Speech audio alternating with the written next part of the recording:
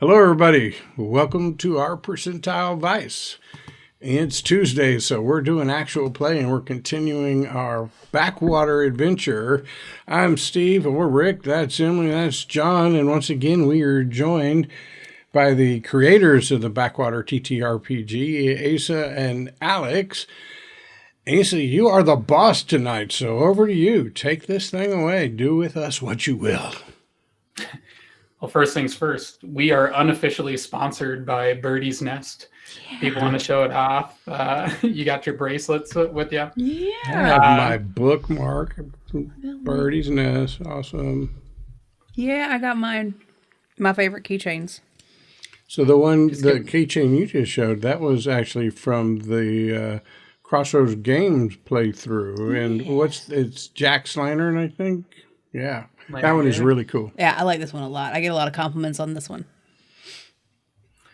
So check them out on Twitter, Birdie's Nest.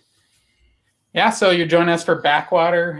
For those of you who don't know, it's a Southern Gothic horror tabletop role-playing game that Alex and myself created and funded last year in 2021, or I think. It's the first of what we hope to be mini role-playing games based on regional American Gothic horror tropes. These games are set in a post-apocalyptic America known as the American Lands, and Backwater in particular is set in New Orleans, like tonight's game. Players take on the roles of Wardens, who are the official peacekeepers in the American lands with a really broad jurisdiction. So this is the second episode for our adventure known as All Kings. We've got some great characters here. Here we got Gale Powers, played by John, who's a street smart warden with a criminal past and knows a good smoked sausage when he sees it. We got Swifty, played by Alex, who's a rule-following lover of all things paperwork. He never brings a knife to a gunfight unless it's in the manual. And Annabelle, played by Emily, the only useful warden in polite society, which we figured out pretty quickly in the game. Even her wolfhound Bones is well-behaved. And then we got, W.G. Fontenot, played by Rick, who is brainy with a side of goofball, hold the manors apparently, and same goes for his mutt, Pogo. So as a manner of recap, Swifty, I know that you were taking case notes in your little pocketbook. Tell me what you've got for your paperwork. What was the nature of the complaint from our first episode? So I just want to remind you that this is form 14.B_1, which is for use in all non-direct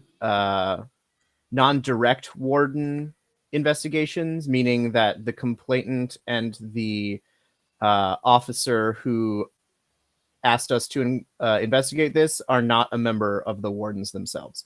So the nature of the complaint is that a prominent local citizen, Mr. Hamilton King of the Providence Trading Company, a very important and powerful corporation from the Heartlands, said that someone has been following him. And so he is worried that they are out to do him harm. And so we have been asked by his friend, Counselor Rose, to look into the matter and make sure that he is safe.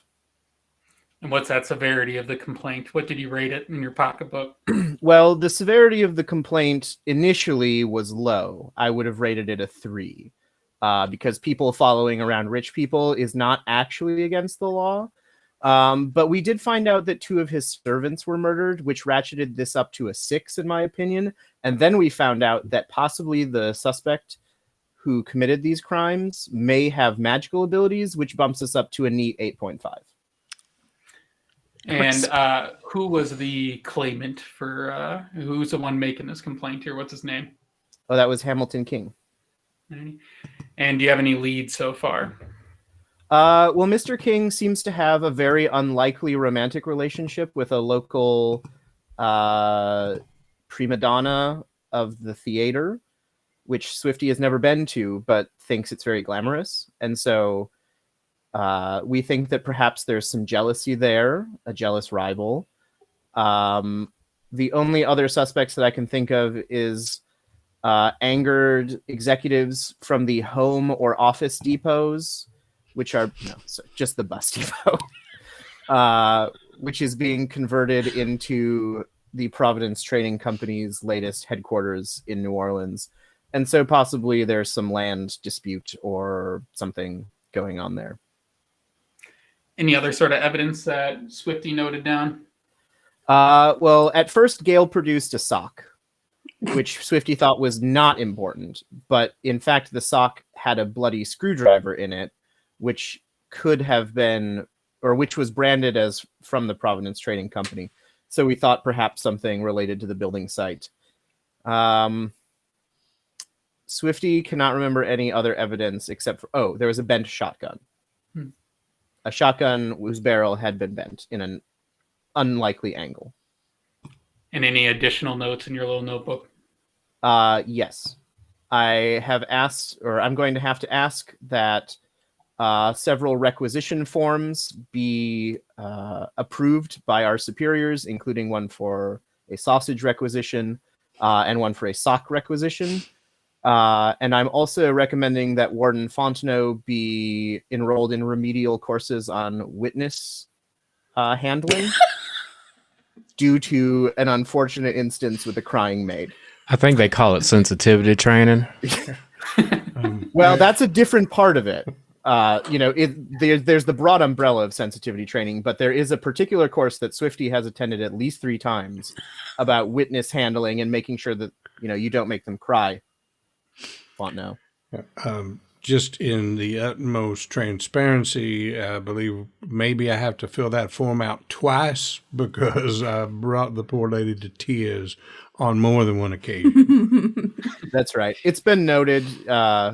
It's not a reprimand, but I'm just suggesting for your benefit and ours and the general public's that you enroll in the course. It's very fun. The instructor is very nice. There's a lot of role play. I like it. Well, I will certainly look into that. Well, we left off our adventure at the as you're all approaching the Temple of Abraham, which is where they stored the bodies of the 2 dead servants for Mr. Hamilton King. And you sort of got up to the temple. Night is beginning to fall, but you knew that it's open 24/7. And it's this big boxy building. And there's a series of wide concrete steps leading up to it and a wide wooden double door. And we ended last session as that door opened. And in front of you stands a man wearing a long tunic with a beaded shawl around his shoulders, sort of tufted hat on his head, and is standing beside a donation pot. And he opens the door and he says, "Wardens, I've been waiting for you."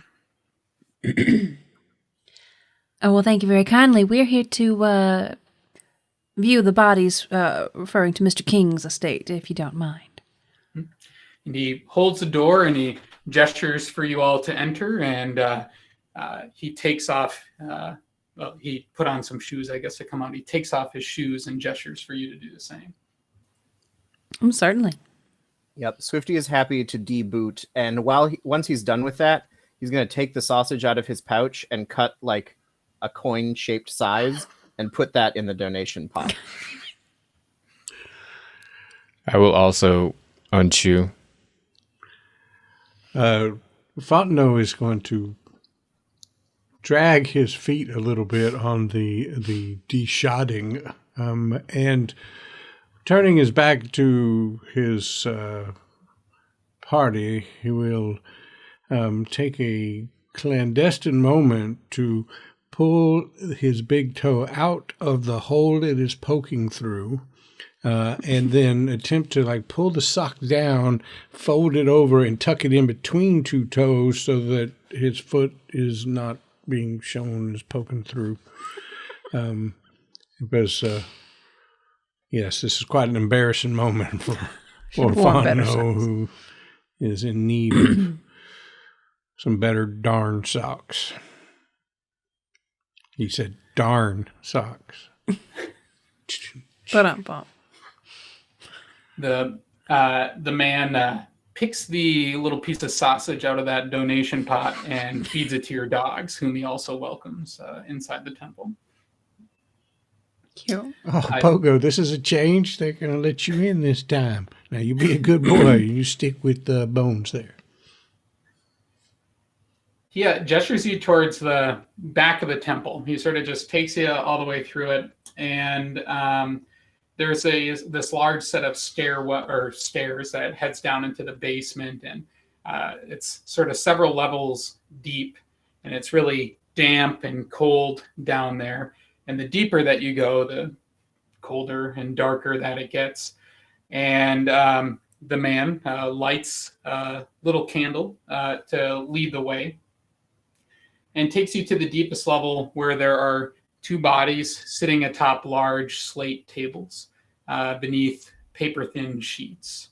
And before you all can go up to the bodies, he walks to the head of these tables and lights this candelabra and whispers some prayers in the old speech. When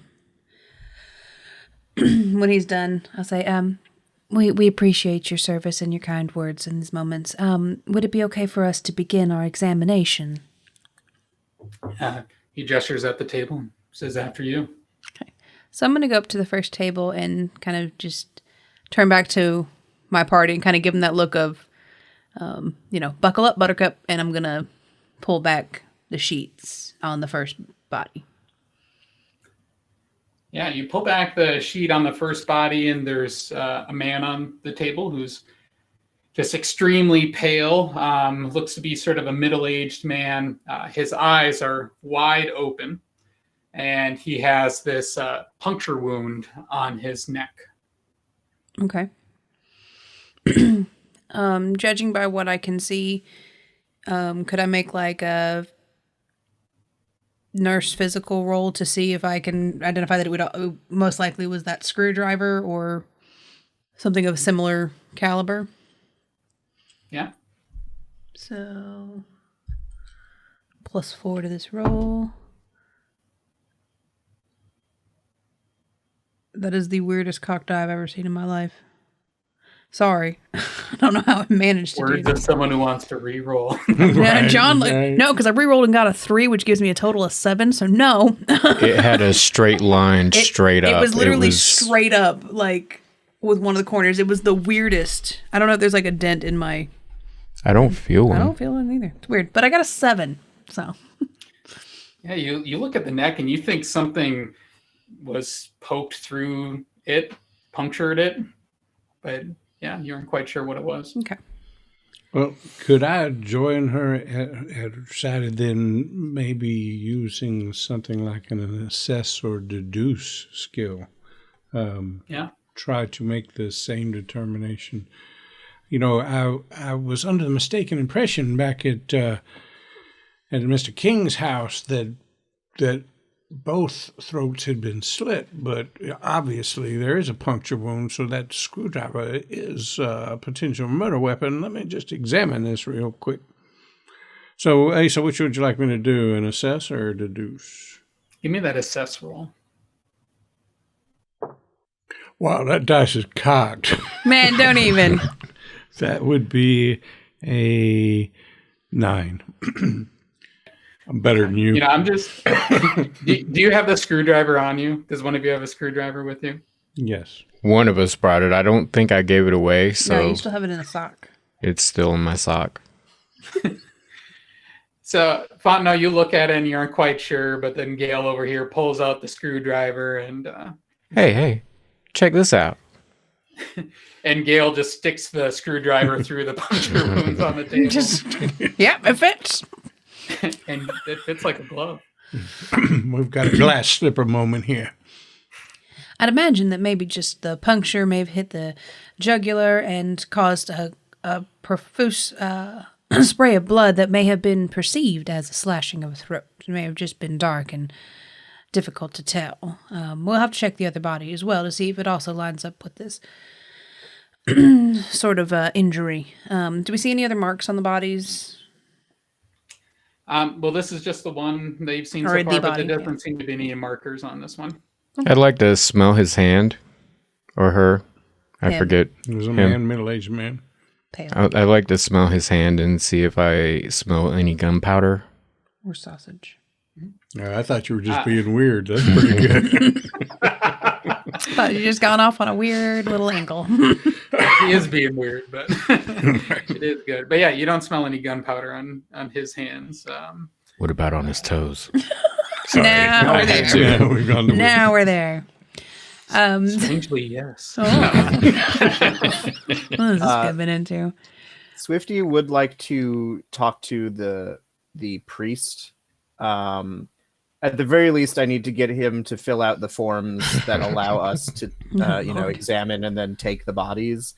But I also want to know if like anyone talked to him when they brought the bodies in, if they told him anything, if he has noticed anything while he's been has he just like put a cloth over these bodies, or has he been performing burial rites already? I'm curious. He says that he was there to preserve the bodies primarily, but I will admit I did notice something which strikes me as very strange.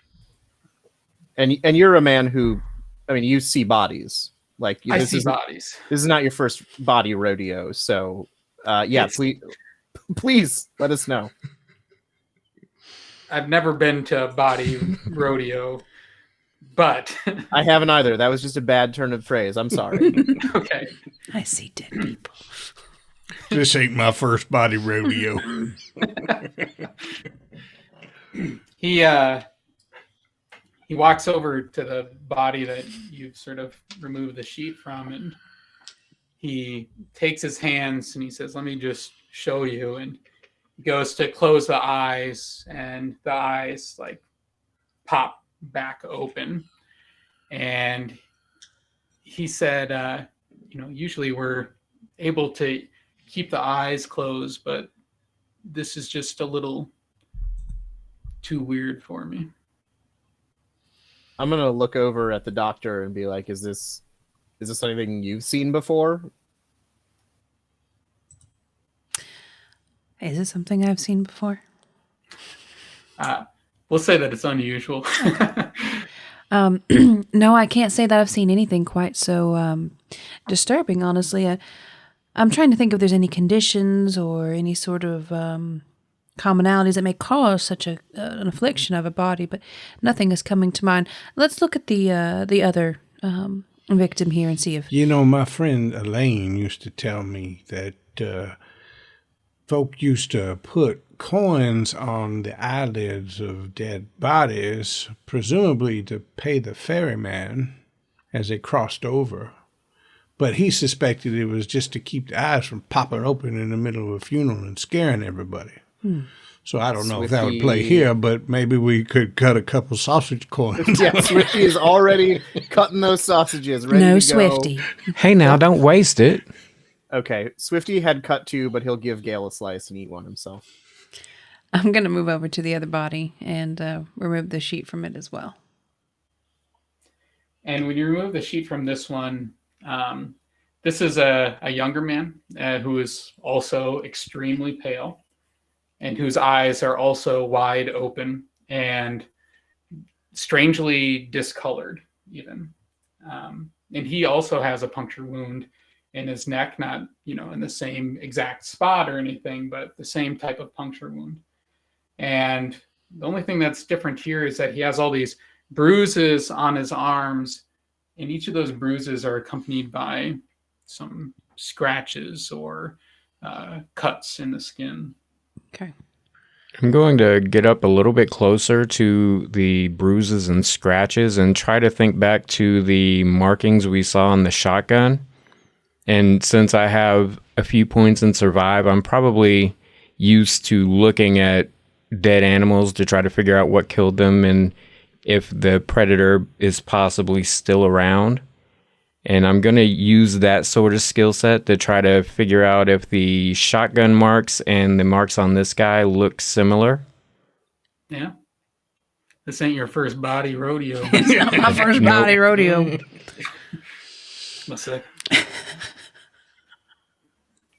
I'm already writing a body rodeo adventure in my head. Don't worry It writes about itself. Oh, I was right. Murder at a country body song. rodeo. Was it just one of the bodies? Playthrough takes 8 seconds. Well, did if you you get? can last that long. Oh, goodness. What did Gale get here on that survive roll? Oh, I didn't hear you say the roll. He was too busy talking about body rodeos. Oh. Natural 20 plus Oh, damn. 2. You look at it and you just know right away. This is like somebody's handprints that have caused these bruises. And even when you're looking at it, you can tell the some of them are on the arms, and that the arms even look funky. And you'd guess that the bones underneath might even have been crushed. And those little cuts that you see next to the bruises, it's like it had claws or something, sharp fingernails maybe, but definitely human hands. Hey, y'all. Look at this. These bruises look like they were made by human hands. But whatever it was, it had some kind of claws or something dug in and made these scratches. These scratches don't look like fingernails to me. They look like claws. Well, that is awfully strange. Is there a scent of gunpowder on this one? I'd like to sniff his hands. Just gonna smell people's hands. It doesn't matter. The body rodeo. He can make that sound weird, no matter how legit of an action it is. You can't always smell gunpowder or something because you can taste it though. Just lick the hand. Yeah, I'm out. I like dead people. Bye, Rick. Bye. Have a good night. Thank you for joining. It's just gonna get weirder from here. Gale, you get up close to those hands, and that's gunpowder. Yeah, he's definitely been firing a weapon of some kind. So then we can surmise that this was the gentleman that held the shotgun, and it appears whatever mauled the shotgun mauled his arms as well. He's probably pissed off about That being would- shot at. That would make the other gentleman the chauffeur. I believe so. Yes. I think you were right that the puncture wounds just created so much blood that to poor Miss Levine, Crying lady. it appeared to be a slash Yes. effect rather than a puncture effect. I believe so. Well, and we know her memory was a little addled anyway. It sounds either through the shock of it or more supernatural means. So Or simply it's just a mix of terminology. Where she may have meant puncture, used the word slash. It's quite common, really. those are two different damage types. That's true. That's true. But she's not trained quite as well as you are, Mr. Swifty. I would like to look at the eyes of the young man that we're looking at now. I want to look closely at the eyeballs, the peepers. Yeah. Give me some type of roll, either an assess roll or that nurse physical roll, whichever you want to do. I'm going to try the nurse physical again. With my +4 on it. Let's hope my dice doesn't defy the law of physics again. Okay, 13 + 4, so 17. Yeah. You look and something is really weird is going on with these eyes. Like I said, they're discolored. They sort of have this weird like bluish tint, and then you look at the pupils, and the pupils are huge. They're so wide, they're overtaking the iris. And yeah, you peek back over at the other body, and you notice that the eyes on that body, both of them are wide open. They don't close, and you notice that those ones also have some peculiarities along the same lines. Okay. And with these two bodies, this I don't know how to ask this because I myself am not a medical person. Do they look as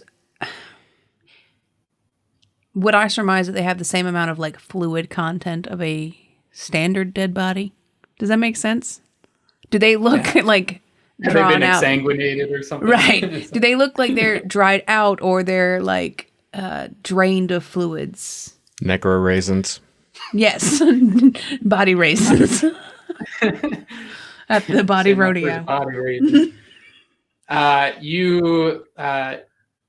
It doesn't look like. Oh, I guess yeah, it does look like they might have bled out a bit, but you might surmise that's from the puncture wounds. But not abnormal for what injuries I'm seeing. So yeah, exactly. Okay. I got you. But when you're looking at those eyes, though, you have no clue what's going on with those eyes. No medical reason, as far as you're aware.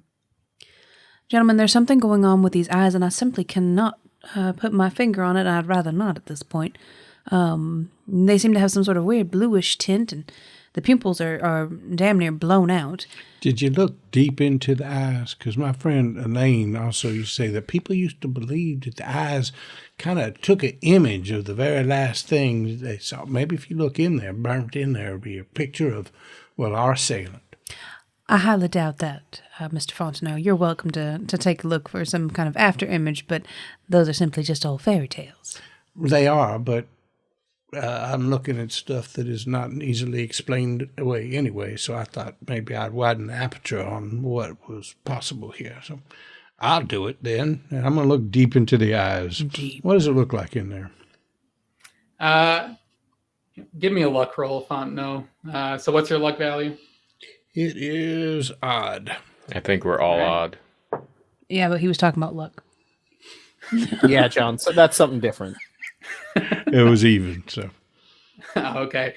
Yeah, you look deep into those eyes and you see this reflection of a man, maybe once handsome, but, 5 o'clock shadow coming in, a little bit of smoked sausage on his face. Fontenot, are you the murderer? I guess so. I might just be. Look in there, you will see my face. Then you recognize it's your reflection. Gotcha. Tries to wipe the sausage off.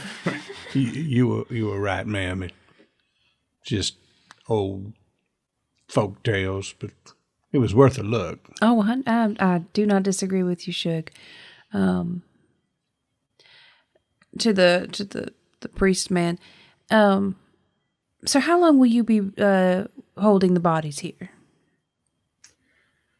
As long as you need us to, but even down here where we can preserve them a bit, they will start to get a little stinky, a little bloated. Certainly, I do understand. We will operate with the most haste possible, but if you wouldn't mind, please do hold them for us, and we will return and let you know when we are finished with our investigation, Shug. Should probably keep that to just a couple hours, more or less. Get out. Yeah. So he nods and then begins to lead you up the stairs. So Asa, lower question, Lord Dumb. How much would we know about Temple of Abraham? Right. So go ahead. Yeah, some basic things, but this is like a different religion, but based off of like an amalgamation of the Abrahamic religions, so Christianity, Judaism, and Islam. You'd know that this man is sort of like a priest. He's called a master. In particular, unless one of you is Abramist, those are some of the general things that you would know, but they're a big part of their communities and stuff here. Okay. And are there other large religions, or is this like the predominant religion, or are there competing ones? What's the world like in that regard? Yeah, there's plenty of religions, all of the sort of classic religions, and also some unusual ones. Like among the elite, there's like the founders cult. They worship the founding fathers and mothers of America, and have a lot of weird beliefs along those lines, that the founding fathers were like prophets. But most of them are like the standard religions, and non-Western as well, in the city that still exist today. Good. Thank you. Cool.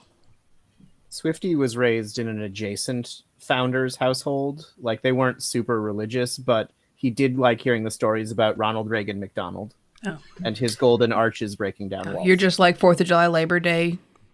Founder? Exactly. Yeah. Gotcha. Yep. You know, we'd go on the big holidays. We'd vote in the elections, but you know. Yeah, other than that, yeah, no. When you curse, you say Nixon, Lord of Night, all that. Lincoln's beard. Lincoln's beard. You do not take his name in vain. Not in this house. Or his beard. Do not take his beard in vain. Oh, goodness. All right, so I guess we'll head back out with the master. Yeah. Man. And the master brings you out to the front and opens the door for you and gestures at the donation pot on the way out. And he says, it's been great to have you here. I hope I've been of service. Oh, well, And before certainly. anybody can pull out any sausages, I'm going to put a coin into the donation pot. Oh, okay. And you get an adrenaline point for that. So. Damn it! I almost got there before you. And he like gives you a short blessing, Fontenot, and he says the temple thanks you. Well, thank you, Master. All right, so we'll head out front. So, gentlemen, where would you like to head to next? My area of expertise is really in the medical field, and we haven't turned up much here, but we might if we were to go investigate another location. Well, I ain't really much of a decider, but wherever we decide to go, I can get there fast. Swifty has been on a number of Swifty's been on a number of weird investigations before, and he has found that the most helpful place is the library. And so he will pull out his handmade library card and say, "To the library?" Who could have seen that coming? No one. No one. Are you allowed to bring guests in on that card? Yeah, everyone's welcome at the library. Oh, excellent. I've never been to one, and I'm looking forward to it. But it's up there in the Lake District, isn't it? It is in the Lake District, and when we go there, they are kind of weird about this, but we're going to have to turn over our weapons. They don't like, apparently rich people don't like having a bunch of armed people around them. I don't know why. Well, I'm feeling a little self-conscious, by the way. I was quick to put on my boots before we left. The rest of these guys are still walking around in their stocking feet, but because my makeshift Toe patch was failing by the time we were coming back up the stairs. So, yeah. I started dusting off my jacket. Just there are evidence of a couple of hard days worth of work or journey on my personage, and I'm dusting off my pants, trying to look presentable for the richer parts of town. And while I do that, I would like to kind of make sure that my my harness is closely and well secured to my body. That is my underarm harness for my 22. Thinking that maybe I might be able to slip by without giving up my gun if I've got it well positioned. Very cool. Yeah, so what you can do with that is you can make a hide roll and see if you can conceal it, and you get a bonus with that underarm harness. Okay. Would I make that now or when we get to... Well, it depends on when you want to hide it. Do you want to wait until you get there to hide it? Yeah, when we get close.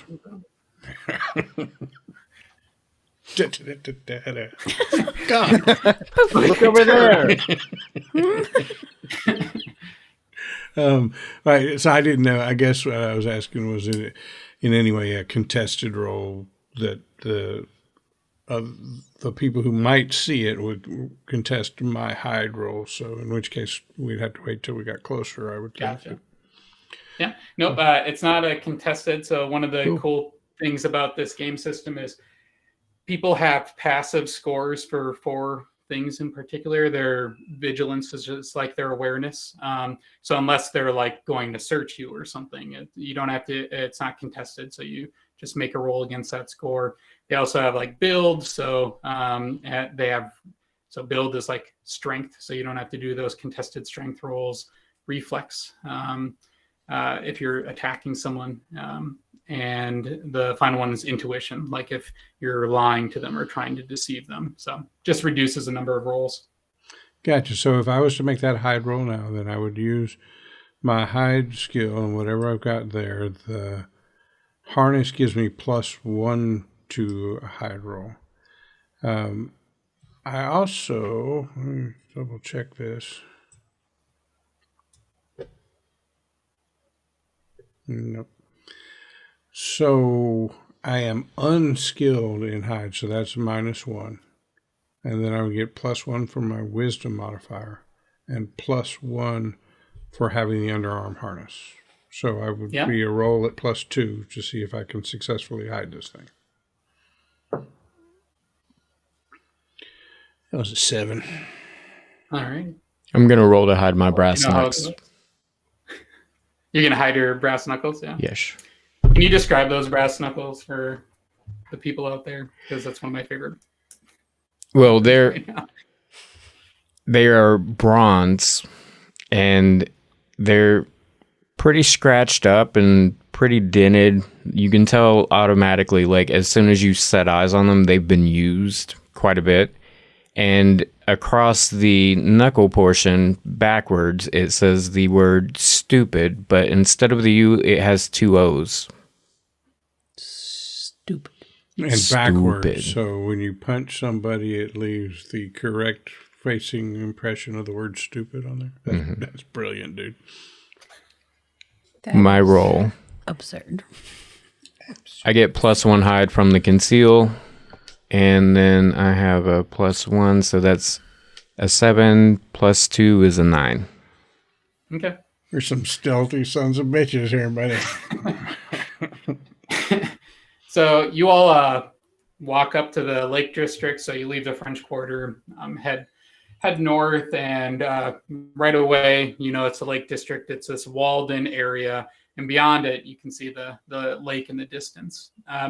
There are a couple of different gates that you could go through, but you walk up to the nearest one, and there is a guard there who asks you all to hand over your weapons. I'm going to say, hello, Felicity, and I'm going to give her my longbow, and I'm going to give her my quiver of arrows, I'm going to give her my Bowie knife, I'm going to give her my other knife, and it's just this whole process of, like, unbuttoning, and we're just chatting because she knows Swifty. Like, you're here for the library again? Of course. What you going to look at this time, Swifty? I don't know. Do you know anything about dead people with super blue eyes? I can't say I do. I'm sorry, Swifty. I hope you have better luck than that Home Depot research trip you went on. It was disappointing. I'm not going to lie. So I'm going to reach to the family. I'm sorry. Go ahead. I'm going to hand over my hunting knife. I was saying goodbye. Love to your family as well. What were you saying, sir?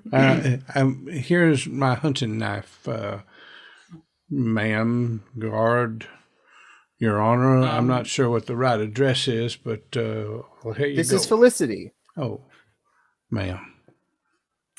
Warden, I do have to say there's something lumping out of your breast pocket. Are you sure you aren't forgetting anything? Oh, don't mind if... With these under the shoulder harness here, it is so comfortable. You forget you're even wearing it. And so I will bring my 22 out and I will open up, whether it's, I'm not sure if it's a revolver or not, but I will empty the cartridges out of it, make it safe and hand it over to her. Thank you. And then she gestures to Annabelle next. Ma'am, do you have Warden, ma'am, do you have anything? Certainly. So I'm going to put down a Bowie knife and a bandolier of bullets and a Model 1892, whatever kind of gun that is, because Emily doesn't know. And just very politely smile. Thank you. I appreciate it very much. So Felicity's got like all these weapons in her hand at this point in time. And it says, and you, sir, do you have anything as well? Well, that's a really interesting question because I do have this screwdriver here, and I'm going to reach in my pocket and pull out the sock and pull out the screwdriver, and I'm going to say, it's not technically a weapon per se, unless, depending on how you use it, apparently somebody has used it as a weapon, which is why I have it, because it's a piece of evidence we have in this murder investigation. But considering it has been used as a weapon, I will just let you have it. And since your hands are full, why don't you open your mouth and I'll just stick it in there and you can hold it. You can, I don't think that screwdrivers are against policy here. You can hold on to that. Oh, okay. And I'll put it back in the sock and put it back in my pocket. And why don't you make me a luck roll? Just because that's pretty distracting, I'll say. I have to remind you that I have the unlucky, unfavorable trait. Oh, yeah. Well, it's even, and I have odd luck, so you don't have to use it this time. So for those of you out there, he has the unlucky trait, which is something you can take during character creation to get an extra skill point to increase your skill proficiencies. And it basically means that I can choose for him to fail a luck roll at any point in time. But unlucky for Gale here, he failed the luck roll anyway. So she does say, oh, before you go, I think you might be forgetting something too. There are some brass knuckles sticking out of your back pocket. I hope you weren't trying to hide those. Oh, no, of course not. I just totally forgot. Hold on one second. All right, open up your mouth. And she waves you, or attempts to wave goodbye, but lets you all go through. So you start walking through the Lake District, and all the houses here are extremely fancy. It's sort of higher elevation and looks over the lake. And the library itself is this really beautiful, fantastic building with like this gold dome on top and this eagle on top of the dome, decorative eagle, not a real one. And yeah, although it's late, the library is open 24/7. The front doors are open, and inside you see it's sort of the lobby is candlelit, and there is an elderly woman sitting behind the front desk, and she's got some spectacles on, appears to have a cast or a brace on one of her forearms. And as you all walk up, she sort of squints and she says, "Oh, Swifty, is that you?" Hello. I forget what her name is. It's me, Flannery. Swifty. Oh, right. Miss Flannery. Washington. Hello. How are things? Oh, good. I see you brought friends today. I'm glad you're making friends. Oh, colleagues? Sorry. Not friends yet, but working on it. Okay. This is Mr. Fontenot and Mr. Gale and Dr. Annabelle. Oh. Well, it's so great of you to come. Are you just going to head on into the stacks, or do you all need me to help you here? I'm happy to do any research for you if you'd like. She points at a sign. She says, if you want, I'm on duty to do research, just 5 coin per hour research here. But you're welcome in the stacks yourself.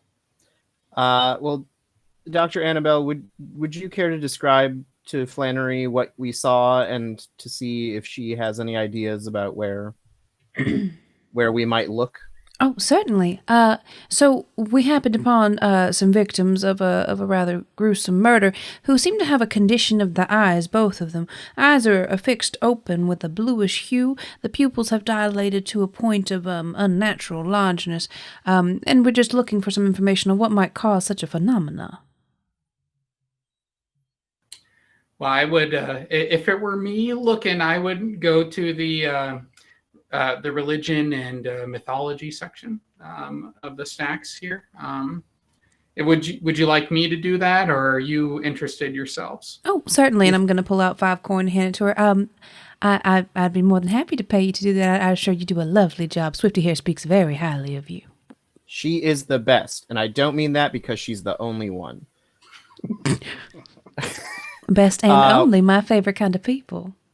If we are hiring Flannery, Swifty is going to make use of his friend of the library privileges and head into Flannery's kitchen and start cooking up this sausage and food so that everyone, including Flannery, has a little snack when all of the research is done. Precious. Yeah, I'll pay her 5. 5 coin. Alrighty. What all do you want to do while you're waiting? She sort of lights this shielded candle, that can be dangerous in the stacks here, and she sort of disappears into another room. What would you all like to do? Swifty, I've never been to this library. Do they keep any sort of records of the comings and goings of certain businesses or prominent families, certain things like that? Like we might be able to look into Mr. King's business or his family's whereabouts prior to this. There would probably be local family histories, but if we want actual business records, then we have to go to the town hall, to the records office. Would perhaps this library have any old maps of where he's buying up different lands and things like that we might get a good bird's eye view of the different properties that he's holding? I'm going to assume yes, Asa. Yes. Yeah, there'd also be some in the city records or city archives as well. But we can definitely find some maps for you here as well. And you can just communicate that to Flannery while she's looking. Anything else y'all want to do while you're waiting for her? Well, never having been to the library, I'm wondering, is there any sign that points out this is the supernatural monsters section?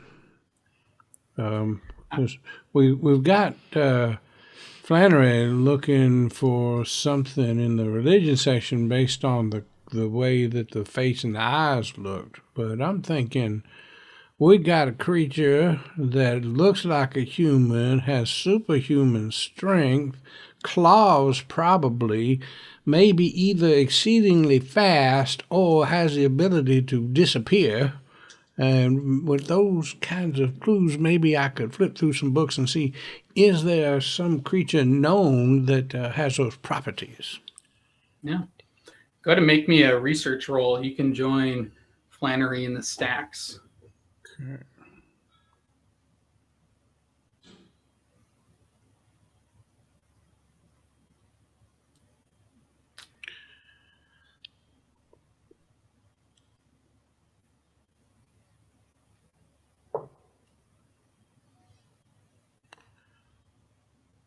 Let's play Sherry's Confusion.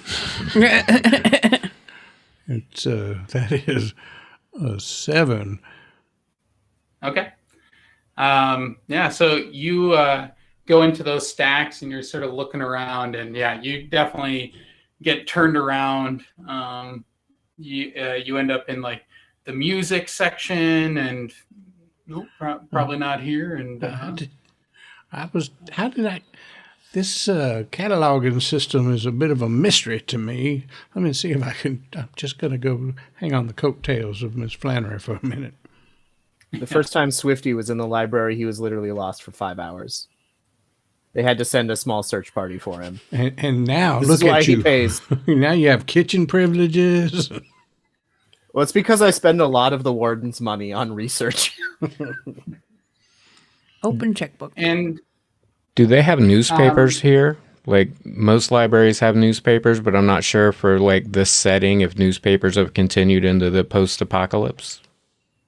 They do have newspapers in this setting as well, and most of those are located in the city archives, but the library definitely has some as well. If you want to take a peek through them, I'll take a peek through them, looking for weird murders. Yeah.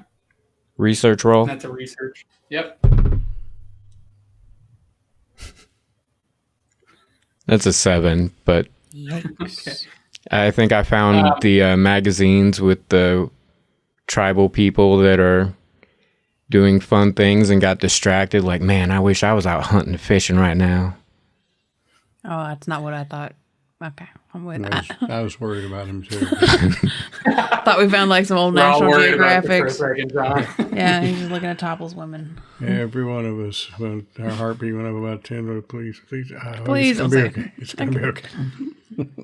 Tribal people licking toes is all I was talking about. Gosh.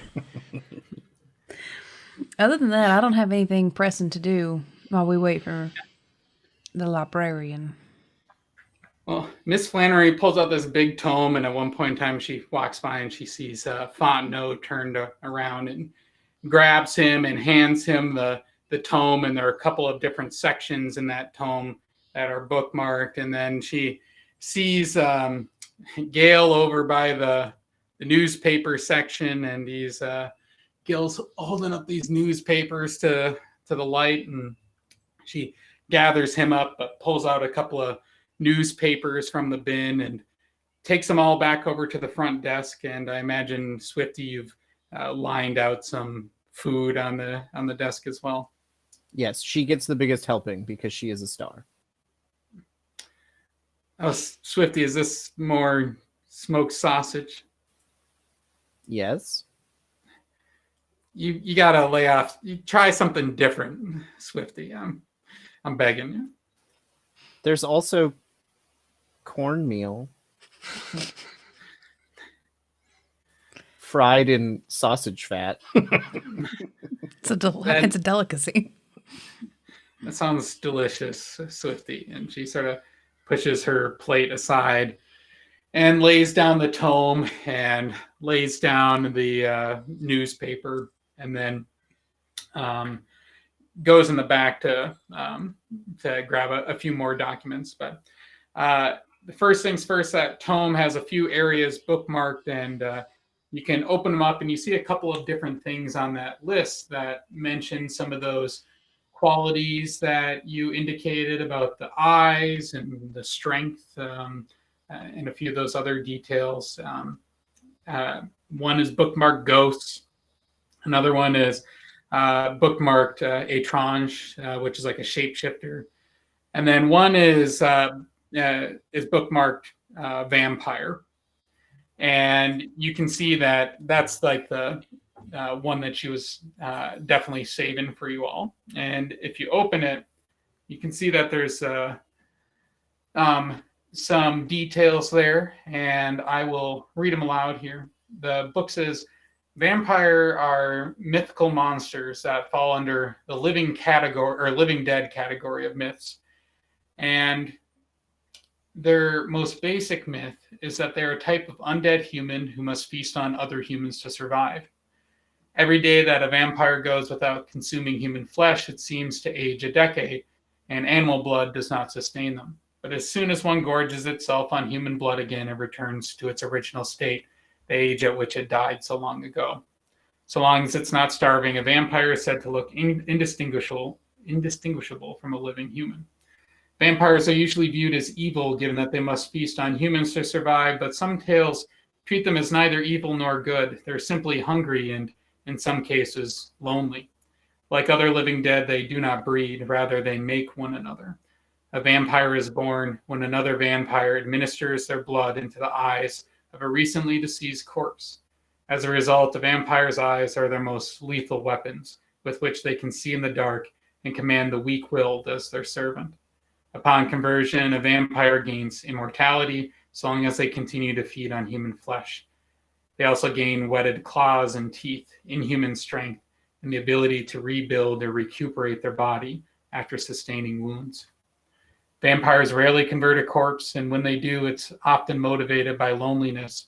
They commonly travel in pairs as friends or lovers, and their blood bond intensifies their feelings for one another. Some legends describe pairs of vampires who live out eternity with one another. Vampires roost in abandoned buildings when possible, in caves when necessary. They prefer to be near humans whom they prey upon, but more than anything else, they seek shelter from light. Sunlight does not hurt them, but they do not like it. Most prefer to live and hunt in the dark, and they perform a few nesting behaviors besides covering any holes through which light may shine and rigging minor tripwires or traps. They're prone to move from place to place of extreme caution, seeking security, darkness, and food. It's a long paragraph there, or long details, but that's what that book says. But does the book mention anything about the method of which they drain the blood? Yep, you notice some details in there. Usually they'll feast on people's by biting people's necks and stuff. So, gentlemen, I see there's a lot of congruencies between this and what we've seen. My concern is the use of a screwdriver. Wouldn't it imply that the vampires would be able to, draw the blood out themselves? Why would you need a screwdriver to puncture the neck? Well, sometimes I eat steak with a spoon. It's just kind of different. That's a wonderful bit of information, although unhelpful in this situation. What I'm saying is maybe he's eating his steak with a spoon instead of the normal using teeth to puncture and drink the blood. He used a screwdriver. Or she, I don't know. But I mean, if you puncture with a screwdriver in the middle of a not desolate area, there were other people around, and you had to fight off attackers, when would be the time to have drank the blood? Did he pop a straw down into the neck? I don't see the logistics working out.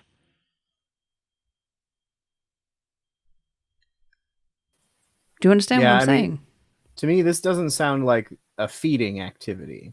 Seems like more of a either vengeance assault or defense mechanism. Some sort of someone came too close.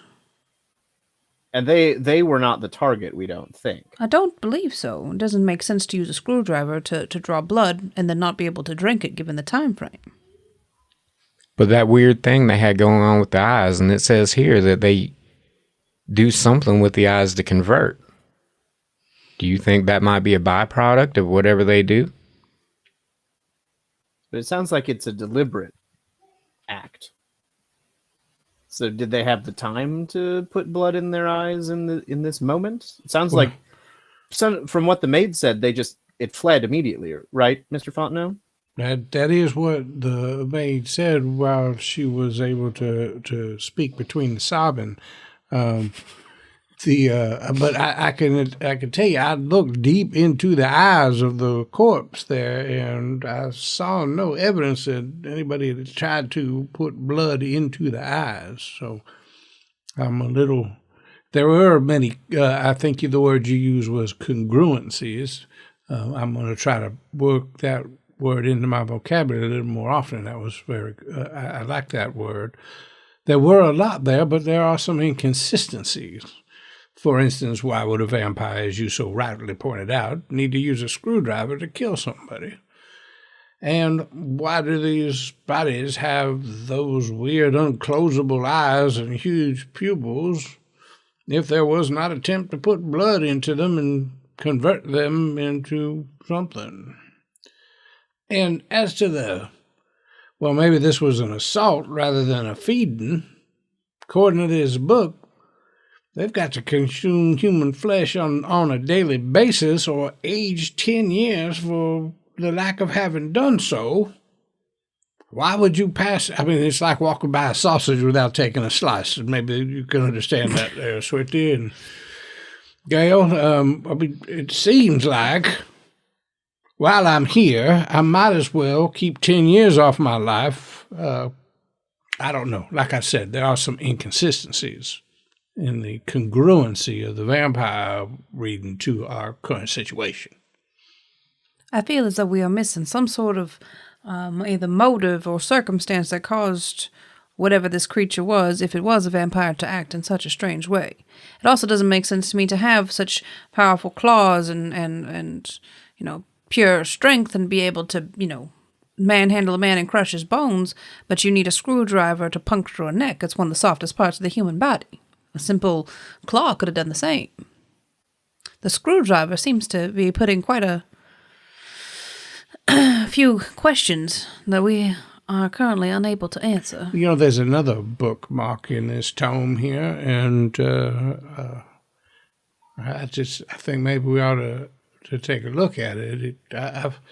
An orange or something of that nature. Yeah, the shapeshifters. Mm-hmm. Well, now consider this. If I was just in a regular old human shape, a screwdriver might be a good implement by which to kill somebody who was meaning me harm. Certainly. And if in the middle of that I was to shapeshift into something with, say, powerful grip and claws, Well, that would make some sense on how we are seeing both a feral animalistic attack mode and a simple man's got a screwdriver, puts it in your neck kind of attack mode. Why don't we read this section as well? Oh, certainly. Yeah. So for the Etrange, let me pull up the book here. Ain't nobody gonna make fun of me for calling it an orange. Etrange. It's a difficult word. Chicken à l'orange. So you look up this section, and it says, at birth, every Etrange appears the same, a blank canvas of a small humanoid, sexless, hairless, noseless, until it takes its first form. They live almost entirely in the appearances of their prey, humans. Sometimes it may abandon its prey in a permanent comatose state, taking on their identity. At other times, they take a specific human form to cause mischief. They naturally excel at imitating voices and musical performance.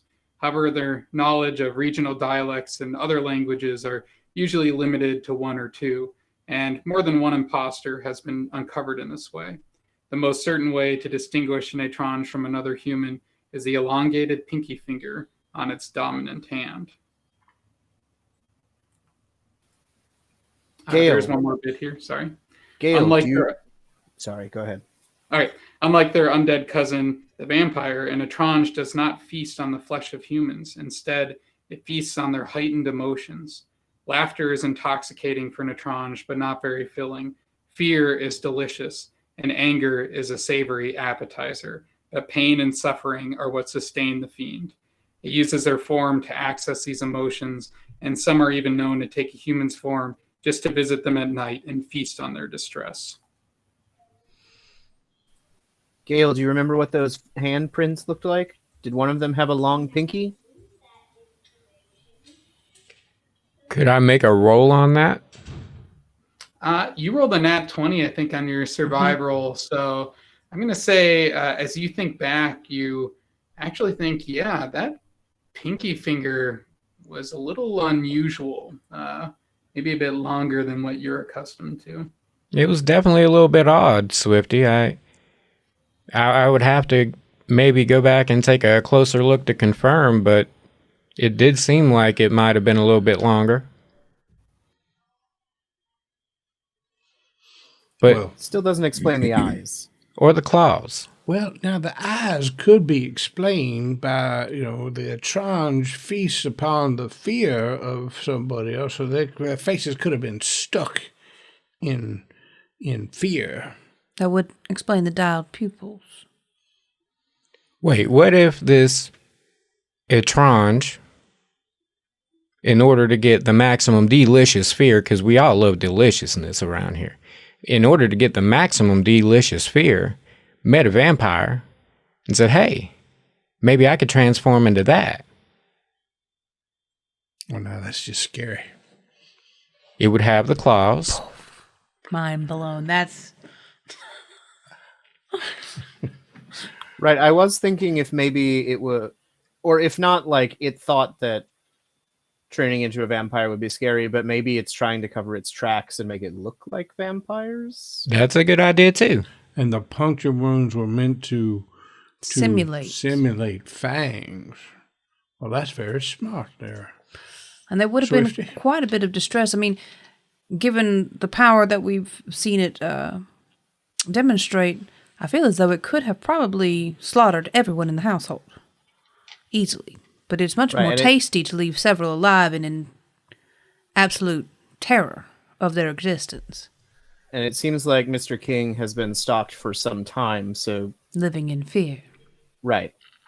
Feeling lust towards a woman. I don't know if that's their food or not. But maybe.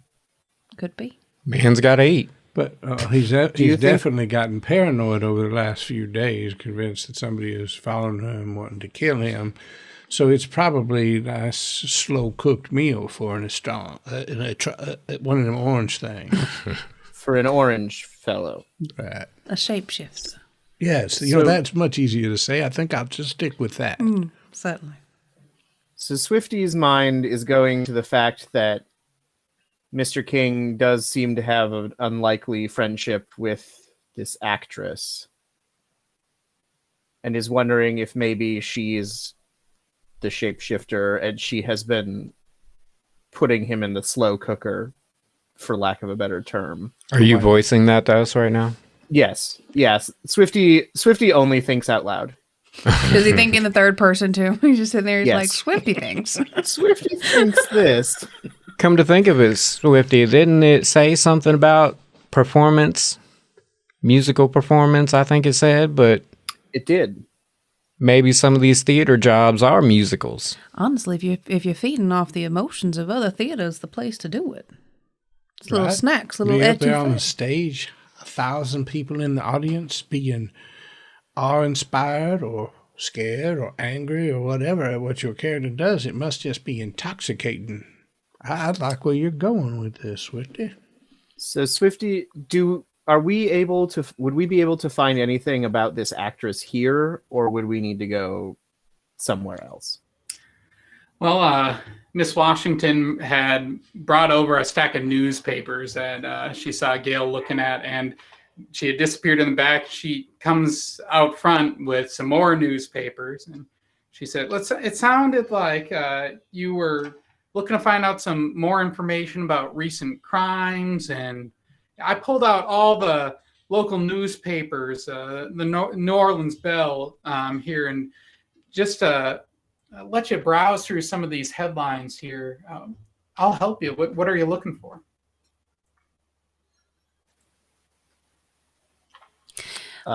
Info on the actress, and then whatever anyone else is interested in. Strange murders, strange disappearances.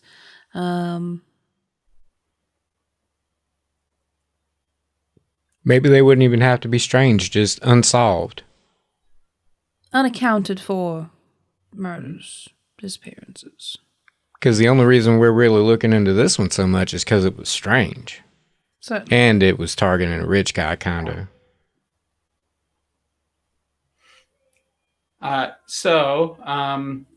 Fontenot, why don't you also give me a research roll here, since you're so unaccustomed to research? Fontenot is seriously considering placing his jass upon the jailhouse. That would be a 10. Okay.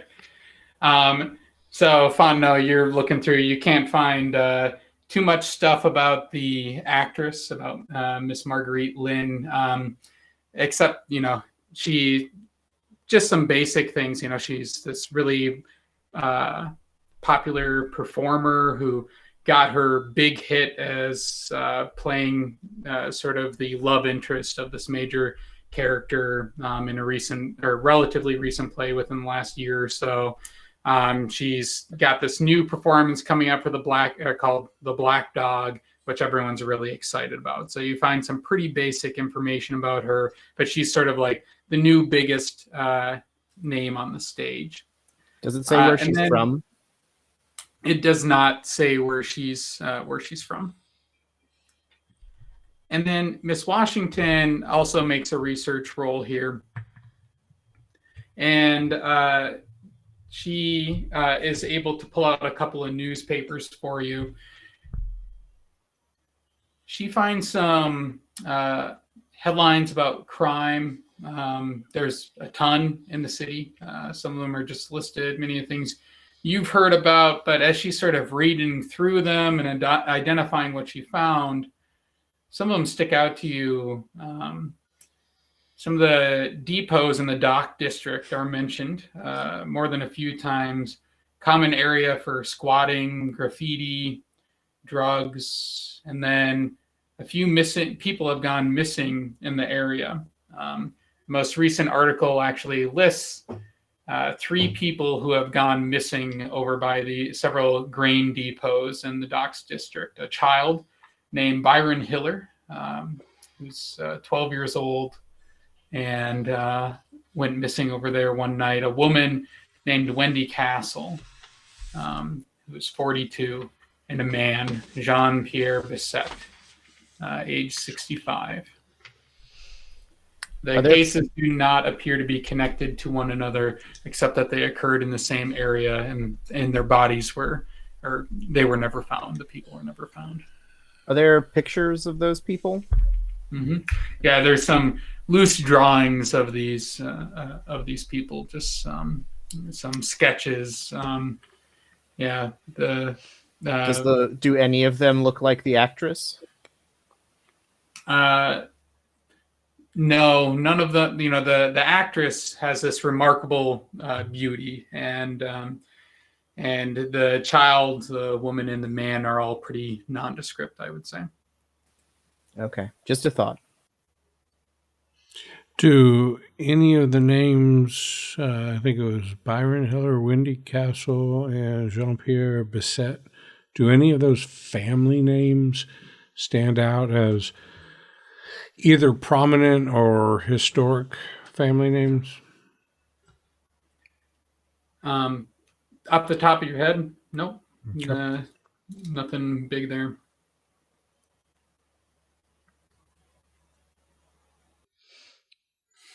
Are you guys done with the newspapers? I had one more question about the tome, but I didn't want to get us off track. In the tome that we were looking at, for either entry for the vampires or the shapeshifters, does it list a method of dispatching them?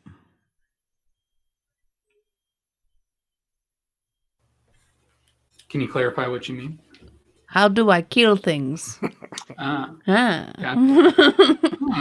do I deal damage, if you will? I just wonder, because a lot of times with these folklores, it's like, stake to the heart, silver bullet, blah, blah, blah, garlic, that kind of shit. Yeah, under the vampire section, it has a short note in there which says supposedly wouldn't stake to the heart is what would kill a vampire, but they can definitely be killed by other means. Is what it says, saying that stake to the heart is sort of a myth. Gotcha. And under the Etrange section, it doesn't list anything in particular about how to kill an Etrange. Okay. But one assumes that one has to do damage to the Etrange. Damage yes, to the Etrange. Not damage. Damage. Damage. I got to deal with the flare. Right. Damage immunity. Damage weakness. Yes. Okay. Well, this has been very fruitful, and I feel we have some good leads. Did Mr. King indeed get us tickets to this performance? You haven't checked in with them yet, but the performance would be tomorrow night. So it seems like there's a couple things that are definitely pointing us towards this young actress, right? But it also seems there are some things pointing us towards the depot and docks district, right? 3 other folks have gone missing there. He owns a company that is building there on those premises. So we could go check out the depots. The grain depot, I believe, is where the 3 we just read about were out when they went missing. We could check that area out. Didn't your book have their names in it as well? Your guide to Backwater had the names of, I feel like it was more than 3 missing people, but I might be wrong. There was it had like 65 male, something female. Marginalia. Yeah, we had a note of crimes, trespassing, missing people. Oh my goodness, there's the same name again, Wendy Castle. Byron, how could I not have noticed that? Byron Heller and Jean-Pierre, right there. So it was those 3. It was written. I feel as if maybe I should have you carry the book for me, sir. I'm not worthy at this point. But I'm also my other thought is I'm also remembering that wasn't one of the posters from the actress to Mr. King signed as like this is the last time or something like that. It was. I have no idea what that means, but At the moment, I took it to mean this is the last time I sign a picture for you. I have come to believe that the romantic relationship between Mr. King and the actress is entirely upon Mr. King's fantasies. That he is built it up into his head to be more than it is, whereas she has politely signed something for a patron of the arts, and she's getting a little tired of him. Or if we believe that she is an étrange, that maybe this is part of a psychological manipulation to make him upset or desperate or something. The slow cooker theory again, yes. The slow cooker theory.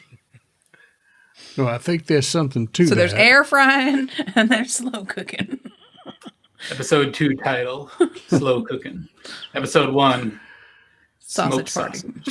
Yeah, sausage smoking. No. Yes. Yes. Did you already So I name think episode Swifty- 1? He What'd did. you name it? Sausage Party? We never sausage a sock. We never sausage a sock. Nice. I'm thinking Swifty would like to send a runner or visit King again to see if he's got tickets, and then I would move that we head down to the grain depot tonight because the show is tomorrow. I agree. I'm a little fast. How much time would I lose with them at the grain depot if I were to run? You could probably catch up to them. You know the city well and all that too, so you could probably split off, check in with at King Manor, and then meet up to them over at the depots. Although it's late at night, if that matters at all for you guys. I could probably run back to see Mr. King, and if there were anything y'all wanted to ask him follow-up wise as far as what we found out since we left him. Well, I don't really like the idea of confronting something at night. So Swifty would suggest a good night's rest, a sound breakfast, and then we check in with King in the morning and then go to the depot and then to the theater. Now that you mention it, I am feeling a bit worn. That's not such a bad idea. You think maybe one of us might want to keep watch over the King Manor and make sure that nobody stops in for a little screwing around, if you know what I mean? I think that's a very good idea. Well, I noticed that the garage at that place was mighty roomy. I could just make myself a little pallet upon the floor there. I'll accompany you, and we can take a shift. One of us will sleep a couple hours, and the other one will watch. Yeah, we kill two birds with one stone, then we get a good night's rest, but we are also keeping an eye on our charge. Sounds good to me. Is there anything mechanically that would impact that? Well, if there's a car in the garage. So. You two have to roll to see who's big spoon. We do not have to roll. It is definitely my week to be the big spoon. I'm going to roll to threaten. I'm the big spoon. I still want to pass by your great screwdriver joke from earlier, that pun. That was we aren't going to be screwing around. No screwing around. Is that a screwdriver in your pocket? Yes. Yes, it is, actually. Sausage in your sock? Yes, it is. It is, weirdly enough. Swifty has got a lot of paperwork to fill out, so he'll probably stay up a little late, but Swifty he gets will... first watch. Swifty's going back to the Warden barracks. Oh, okay. As am I. All I will not be sleeping on a then pallet. I guess it's you and I taking guard duty at the King residence. Sounds good. Swifty is definitely going to take Annabelle to the side and be like, I do need a second witness on a lot of this. So I hope your signing hand is strong. I suppose it would be my pleasure, Swifty. So who takes first watch and who takes second watch at the King Manor? I'll take first watch. Yeah, and I think Pogo and I will just curl up. Hopefully, he can be a bit of the anxious sort, so hopefully he'll settle down with me. Pogo, that is, not Gale. Would you like for me to leave Bones? He keeps Pogo awful calm. He does. Would you mind? No, I Bones think would that love the Bones would time be out. more useful here than Certainly. on the dusty floor at the barracks. Yeah, and Bones is very well mannered, so he can stay with you. He'll mind you. Oh, I'm hoping some of that will rub off on Pogo. Unlike A man can dream. Right. All right, so Gail's taking the first watch, and I'll be laying down. The dogs will be doing what the dogs will be doing. So Gale, the first part of the night is pretty uneventful. It's already late, so as you're sort of sitting there, it's gotten late enough where it's quieting down on the streets, and you don't really see any activity. And Fontenot, go ahead and make me a vigilance roll. That's a 1d20 plus your vigilance modifier, a little number.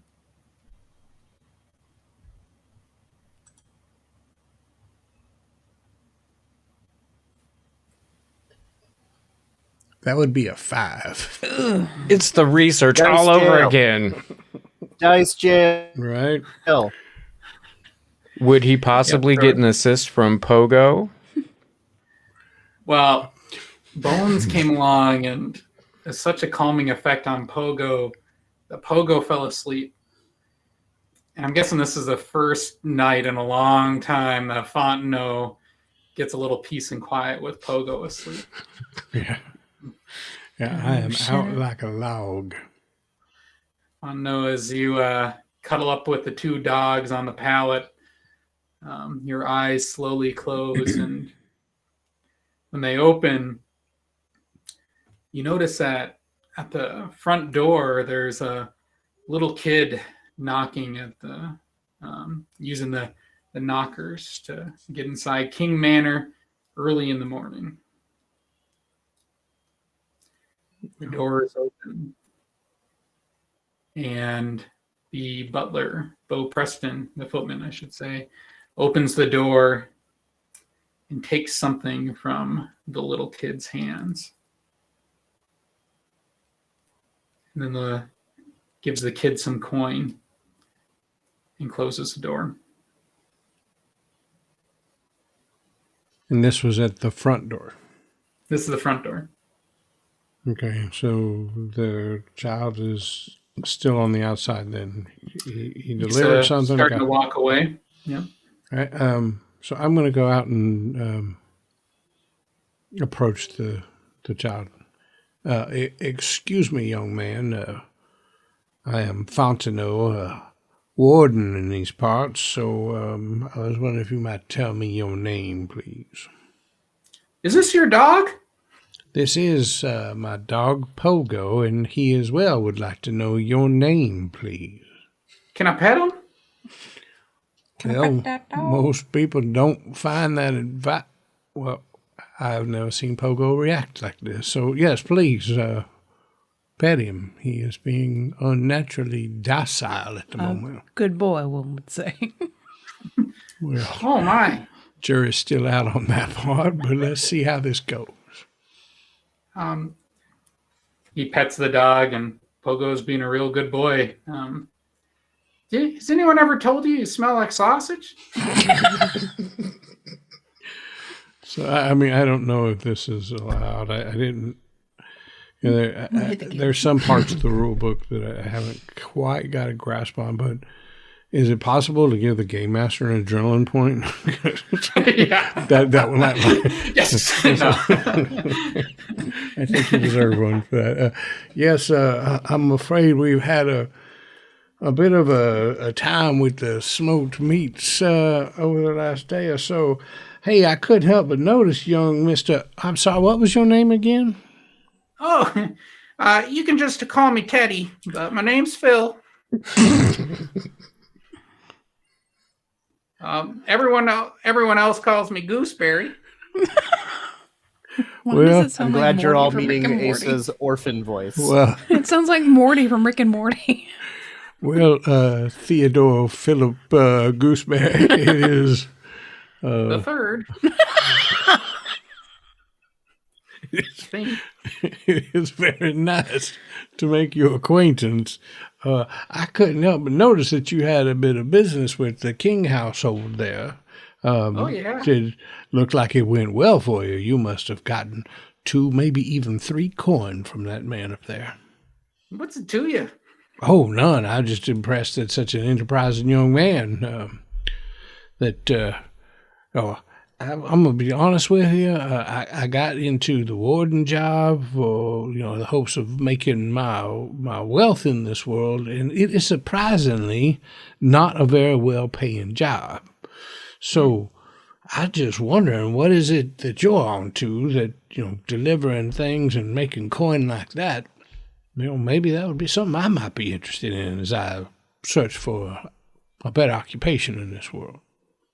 Well, as my father, Teddy Phil Gooseberry II, always said, sucks to be a sucker. Well, This guy's savage. Theodore Philip, You lose some resolve points now. I believe I've just been insulted. Shaking in his boots. But the really insulting That's part fine. is I'm not sure whether or not I've been insulted. Yeah, my son, what was your business with the household? I'm on retainer for Mr. King, and my job is to protect these premises. So, why don't you just tell me what is your business here? Yes, sir. Mr. Warden, I was just helping out. They asked me to run on over to the Western Theater and pick up a couple of tickets. They said, Mr. King went to buy them, but it's courtesy of Miss Marguerite Lynn. Oh, well, you are, we had a little rough patch there in the middle, son, but I can tell you are indeed a fine young man. Have you ever met this Miss Wynn before? Oh, no. Oh, I thought it was courtesy of her. Maybe she handed them directly to you. No, I went there up to the front desk, and they told them I was there for Mr. Hamilton King. And they said, well, good for you. We got these tickets. So, anyway. Well, have you seen her show? I hear it is all the rage. No, I haven't. Well, with all that coin you're making, perhaps you will buy a ticket. And the next time we meet, you can tell me about how well she trods the boards. That's very Shakespearean. I'll be honest with you, son, I read it in a book just yesterday, and I'm trying to introduce some bigger and better words into my vocabulary. For instance, yesterday I learned the word, oh, damn, I forgot it. Congruencies. Started with the C, young man, but I don't know. It will come to me at some other time.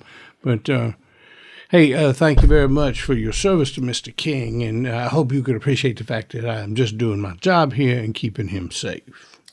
Well, I've got I got something else for you. If you can, spare a couple coin. I'm hearkening back to a sucker's gonna suck comment.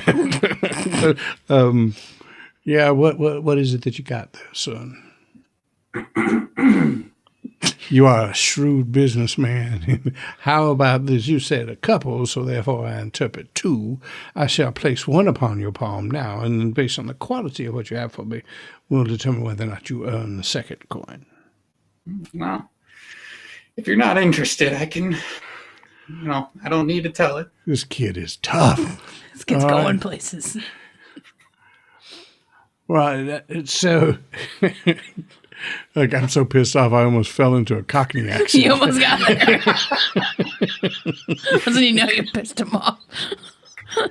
Turns out this whole Southern gentleman was all an act. This guy... Right, you little fucker!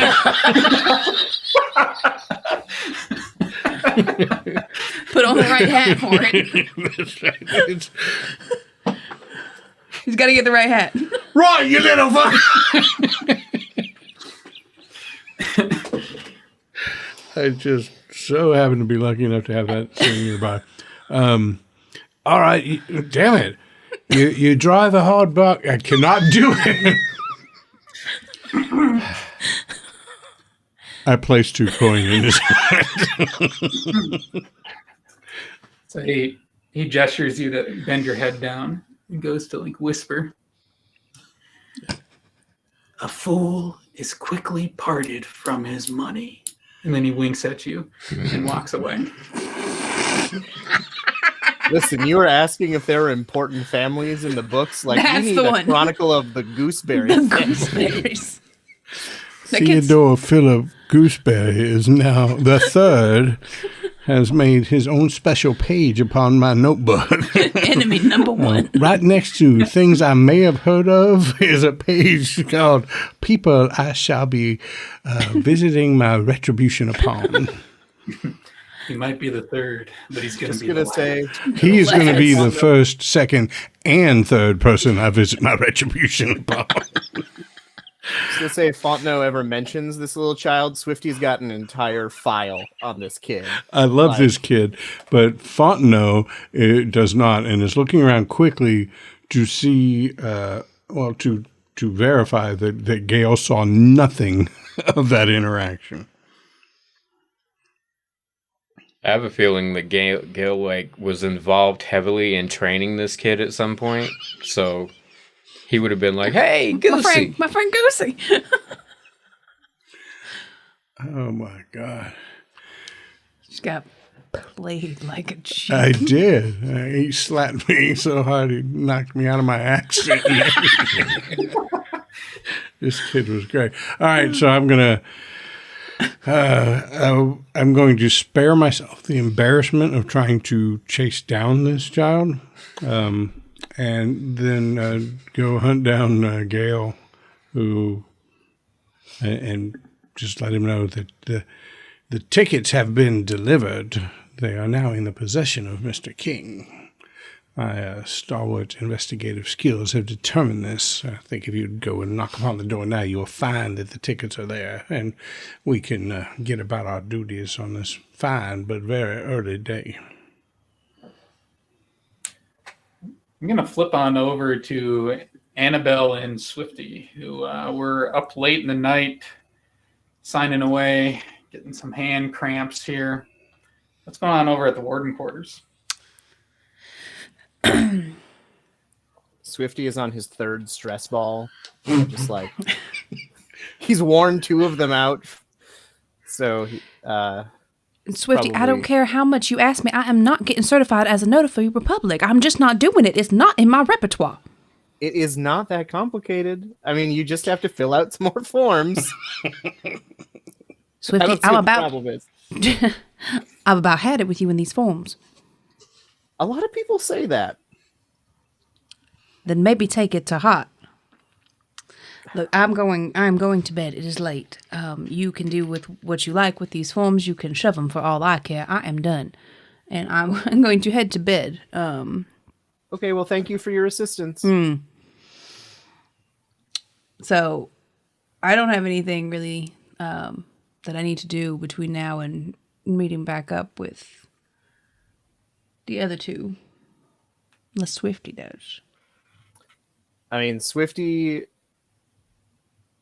No, doesn't know when to take a hint, but does, and so he'll do the stuff that he can do himself, and then he'll turn in. But he will definitely wake up before Annabelle and be like her morning wake up call, like "Good morning," With a list of pros and cons for becoming a notary.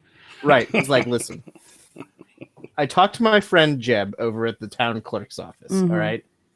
And he said that we could expedite your process and we'd only need to fill out the expedited notary request form, which is actually only 2 pages and only requires box checking and 1 signature, as well as a hefty donation of coin.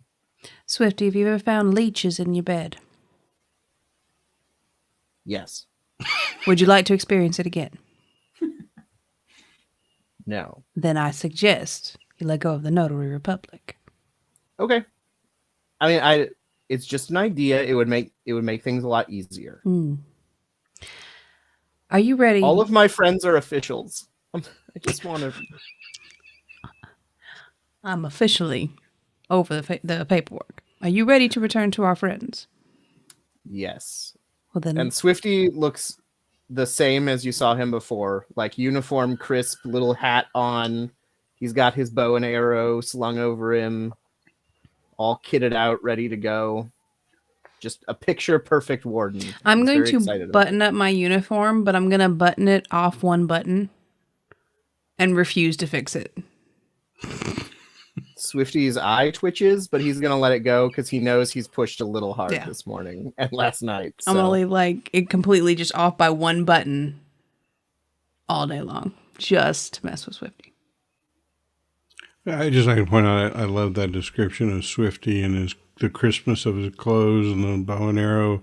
And in my mind, you just described a Terry Pratchett character. So, funny story, Swifty is actually based on Carrot. Yeah. Well, there you go. From the Discworld. Anyway. I've read 1 book at the suggestion of my oldest daughter and loved it, but just very reminiscent of his character descriptions. Now I know what to send Rick for a certain holiday gift. There we go. Anyway. Yeah. You can send it by messenger to Theodore Philip. Gooseberry. No, the little bastard will steal it. You want to meet up at King Manor or those construction sites? What was your plan? I guess King Manor. Okay. Yeah.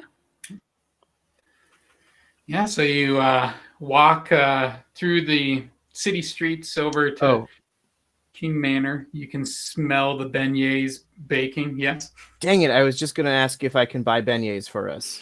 Yeah.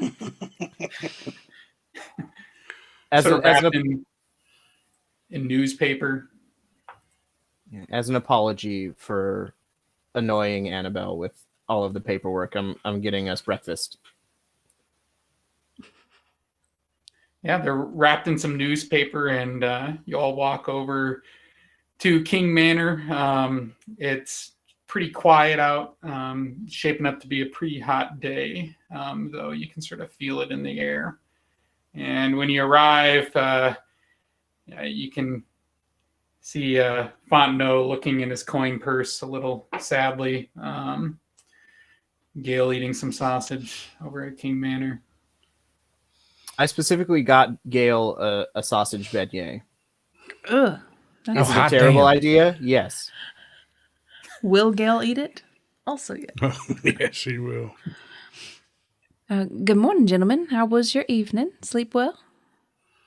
It was mostly uneventful. I can report that the tickets have been delivered to the King Manor by courier sent directly from the theater at the behest of Miss...